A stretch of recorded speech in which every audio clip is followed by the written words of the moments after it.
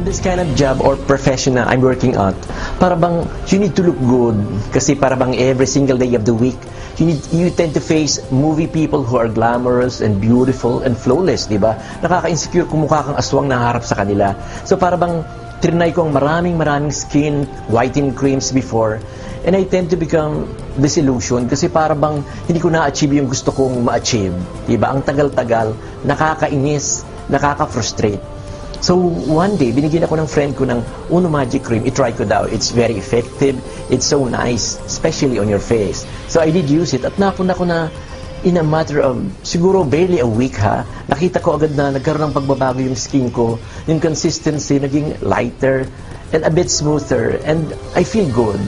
Maganda ang feeling. Bilang broadcaster, talaga namang dapat tingnan mo yung face mo dahil siyempre may mga listeners ka na gusto ka rin makita in person, di ba?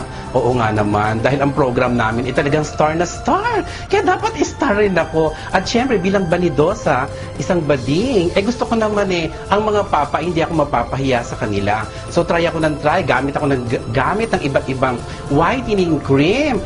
Nako!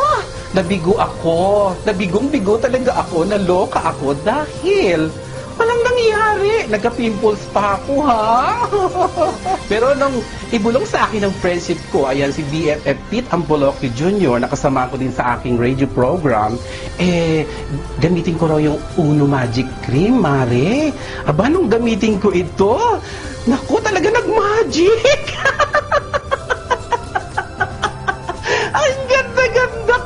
Tinignan ko yung face ko sa mirror, ha? Parang beauty queen. At ngayon, ang dami ko ng papa. Namimili na nga ako kung sino ang pakakasalan ko sa kanila.